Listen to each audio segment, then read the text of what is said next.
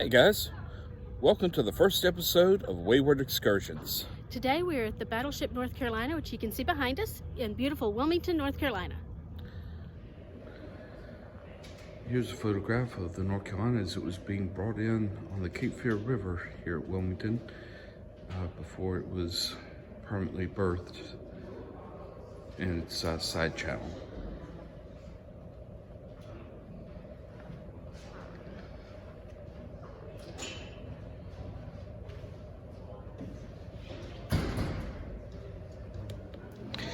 And here we are, going up the gangway up to the North Carolina.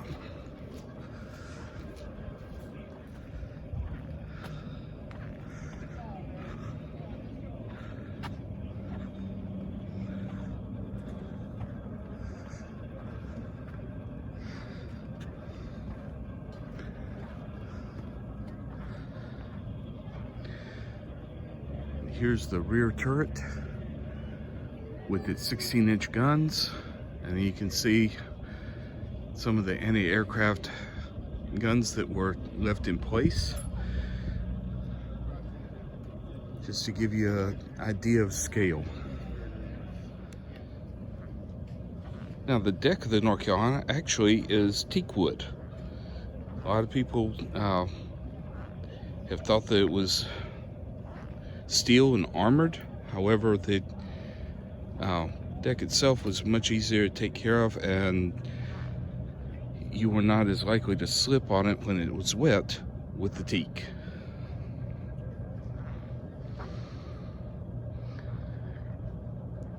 Here's one of the originally had two of these Corsair recovery aircraft.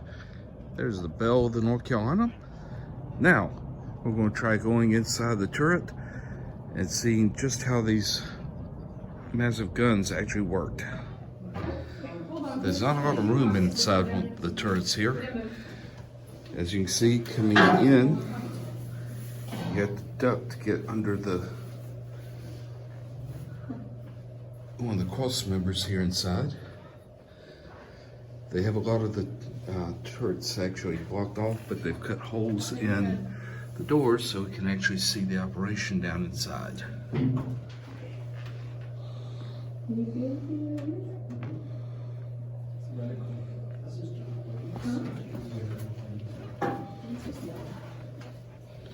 Now the targeting officers that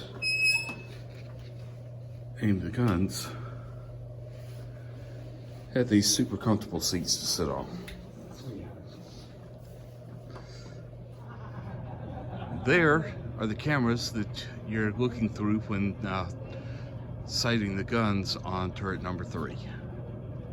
Ever historically accurate Coke machine.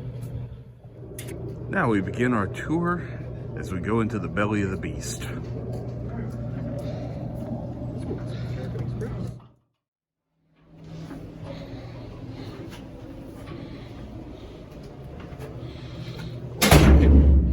Watch your head.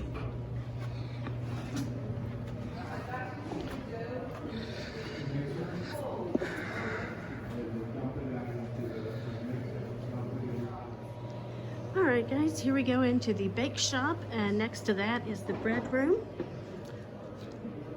There's a lot of baking needed on Battleship.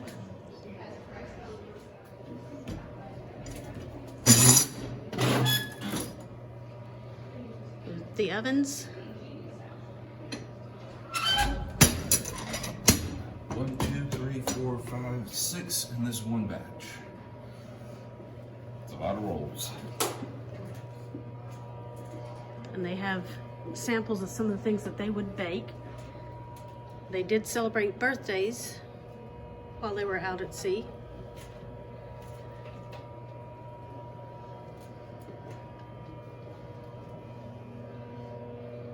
And here's some of the recipes. Pie is a man's dessert. Pies will be a lot easier to make at sea than a cake that's needing to actually rise.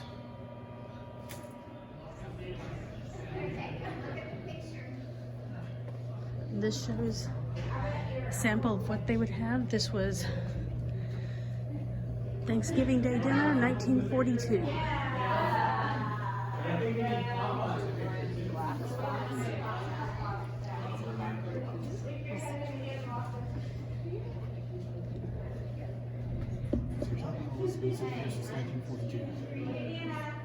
Still looks simple.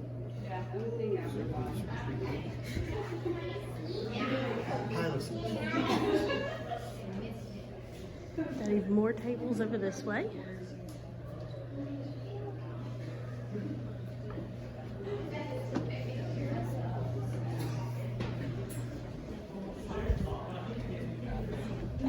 More ovens.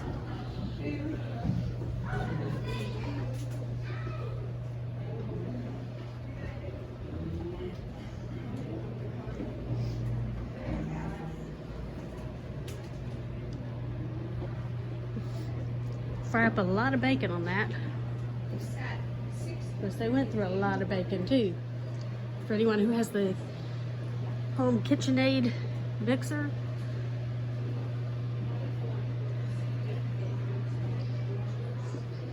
Let's see if I can.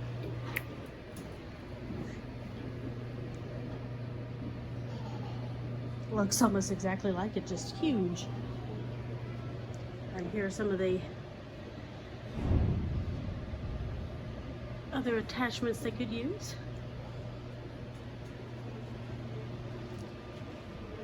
And another food line was over this way. Love seats. As you can see, the tables, this is a cool that they had lips on them so that the trays wouldn't be able to slide off when they were in rough seas. So if you notice all the hooks all the way across, this is so that they could hang up hammocks in the off hours to get some rack time. There was not a single space on the ship that was unused. Including in a corner here, they had a little chapel complete with a little folding organ. And you can see they had hooks to actually get rack time in the chapel as well. Tony had talked about the hooks to hang up hammocks. Here's an example of one here.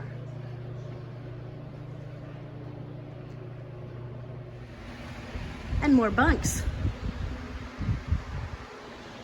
There wasn't much of space that was not used for something because they had so many guys on here that if there was a space to put a bunk, they put it.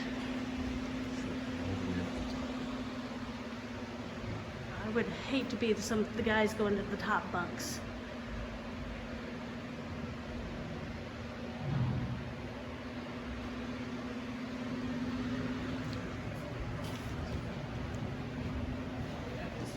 Now onto the cruise head and washroom.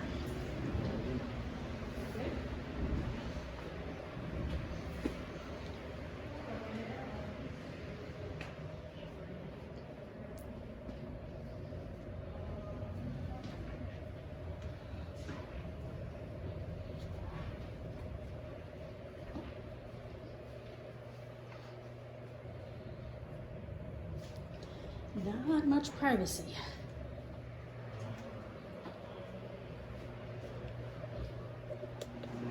And there's more bunks. All of these are folded up to keep out of the way when it's not rack time. But they each fold down, and when they do, as you can see from the mounting points, there's not a whole lot of room between each of the bunks. So once you're in for the night, you're in. People shows. Very much so. Just don't have to go to the bathroom in the middle of the night. First of all, apologies for the noise. There's a heater up here. Since we are here at the end of December, it is cold down here. They have heaters all over the place. But this is Master at Arms. You see rank has its privileges.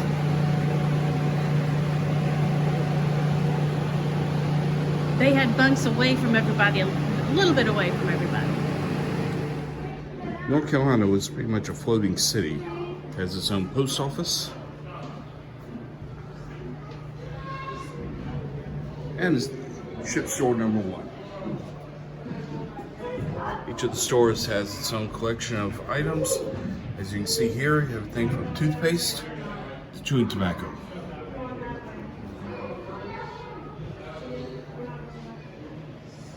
And here we have the print shop, complete with the dark room. All the materials needed to produce publications on board ship.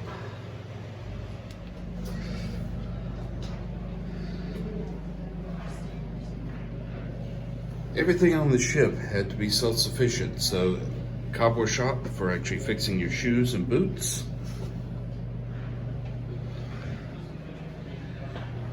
As well as a full-service laundry.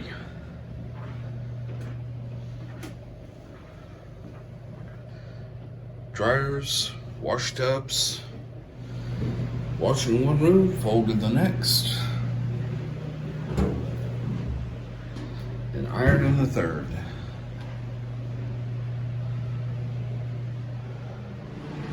This is ship store number 2.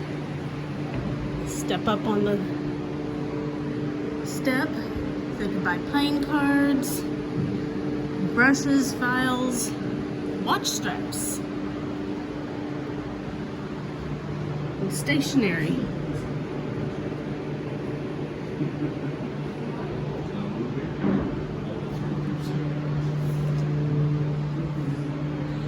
Then even more important, the soda fountain.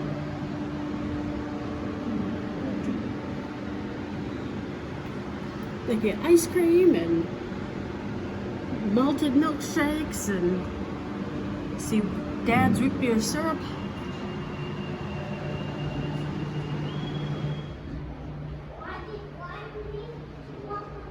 And they even have their own trash compactor right beside the ice cream shop.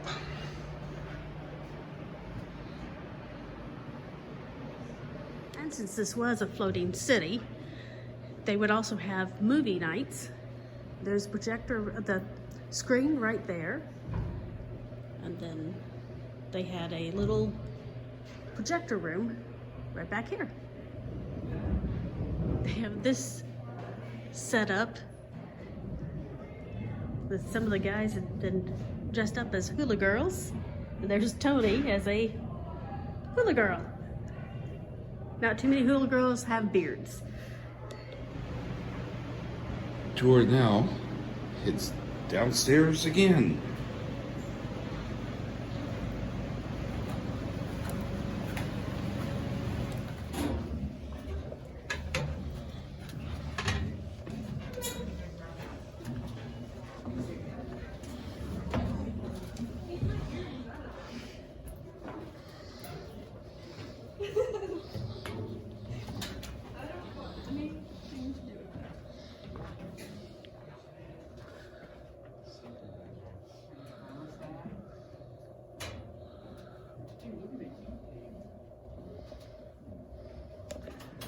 Now, here in the engine room, they had to control power to all parts of the ship, both electrical, steam for heat, air for cooling.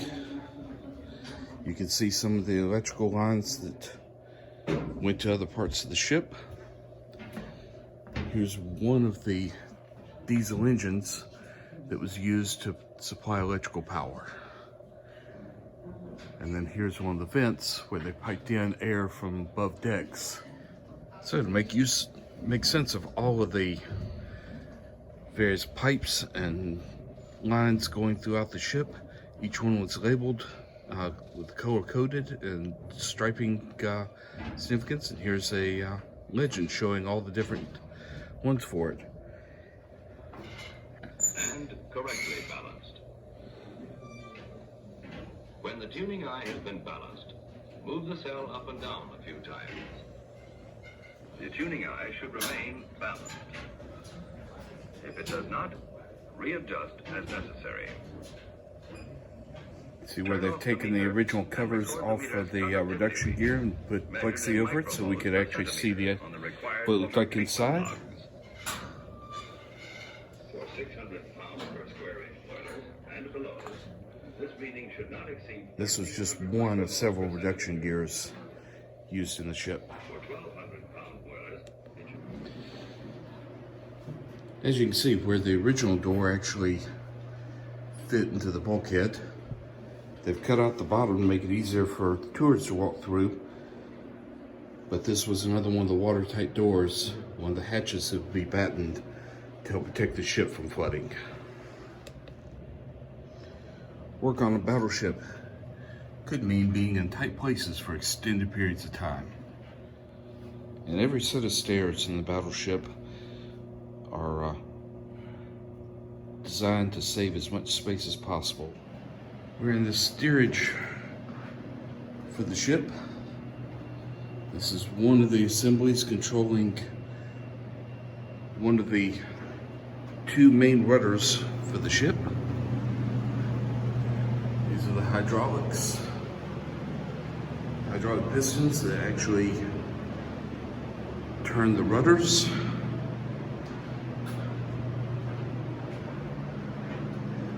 And there's the shaft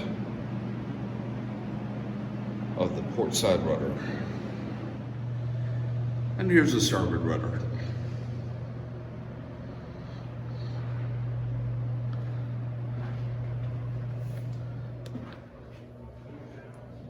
Wear good walking shoes when you're here.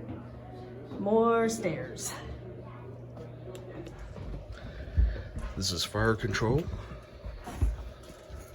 for the main batteries, and this gives you an idea of the range of the guns on the North Carolina. Main guns could fire up to 23 miles. World War II era electronics, everything had fuses. The entirety of this room could fit into a single laptop these days. During operations, the turret obviously can be rotated to face in different directions on the ship. So as a result, the entire mechanism associated with the turret had to turn with it. Thus the break in the floor here that allowed the elevator, shelves, crew, and everything to be turned with the turret separate from the other part of the ship. Give a frame of reference for these shelves. I'm 5'1". And they're taller than Amy is. This was the powder magazine. Each of these containers held black powder that was used for firing the rounds. And here's the conveyor system that was used to move these packs around to get them to the guns. This is one of the most heavily protected parts of the ship because this was very volatile stuff. We're inside the main turret elevator for turret number 2. And as you notice, being in the bowels of the ship, there's no way of telling which direction is which, so everything is marked with a degree for where the guns are actually facing, as well as which part of the ship is forward and which is astern.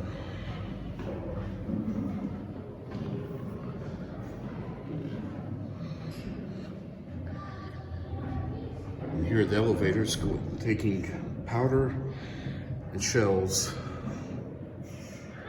up to the turret. So we're in one of the more secure areas of the ship, just behind the turret, and we're actually below the conning tower. It's where all the medical facilities are.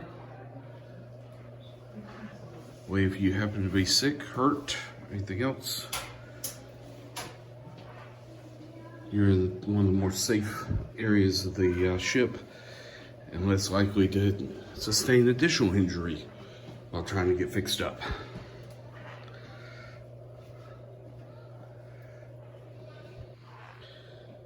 Even had an isolation ward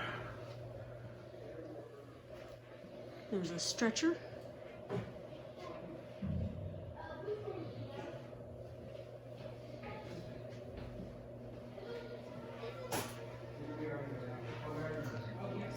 And they had a sterilizer room, be able to sterilize all the equipment.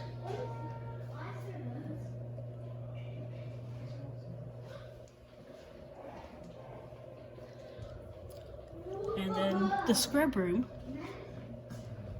Actually, it looks like that's the operating room over there. This must have been the prep room. And the hospital recovery ward. What would have been luxury bunks for most of the crew. As we head into the bow of the ship, we have more of the officers' quarters and the luxury part of the ship, as you can tell by the doors. Far less having to do high steps to get through.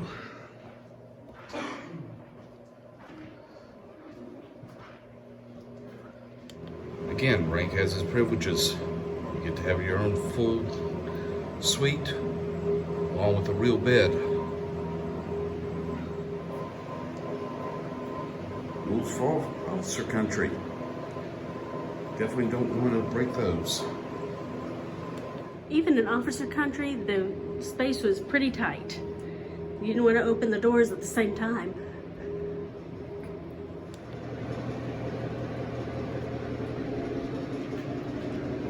And if you look in here, you see bunks hanging from the ceiling. They wasted no space. Even for Admiral's staff. Here we are at the bow of the ship.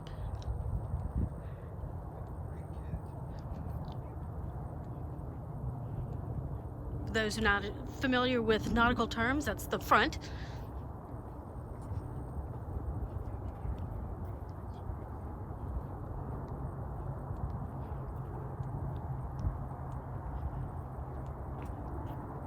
There's one of the anchors. They still have that here.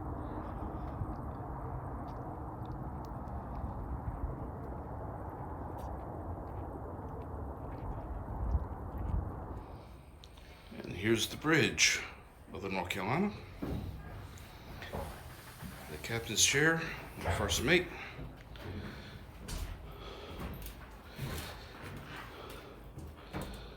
As well as the steering and the revolutions monitor.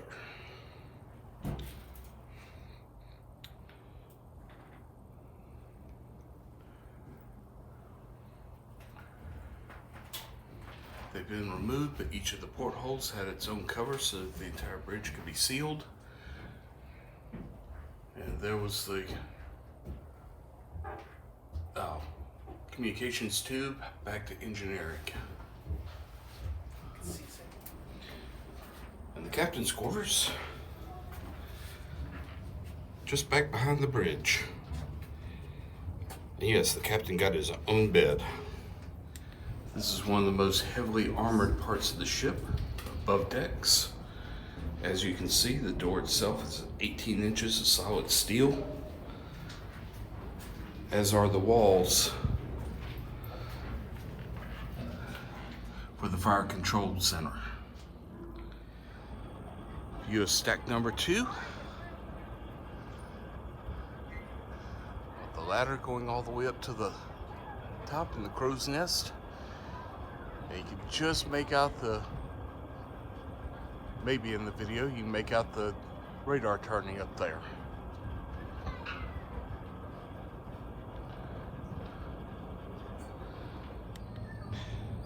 So this round cover you see on the deck here is actually where they had a 5-inch gun that has since been removed.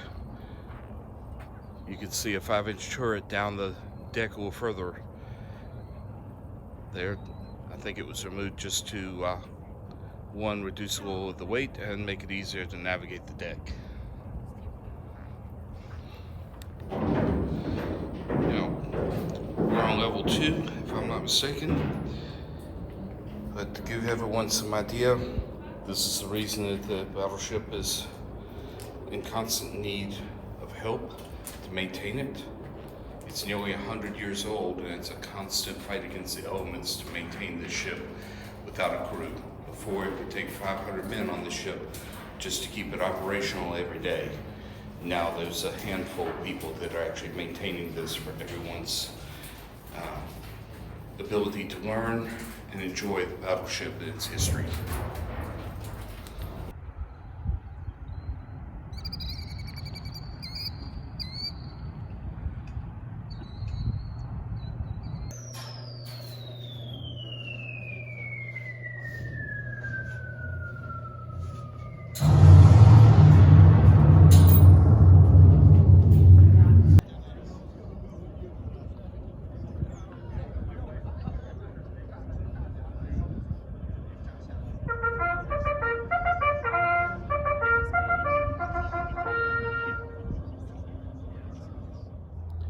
Well, folks, there's the tour of the Battleship North Carolina. We unfortunately were not able to show you everything with it. As a matter of fact, we probably only showed you about a third of what there is to see. Thank you for joining us. If you enjoyed this video, please hit like, comment, subscribe for next new content, which will be coming soon. Thank you, and see you on the next excursion.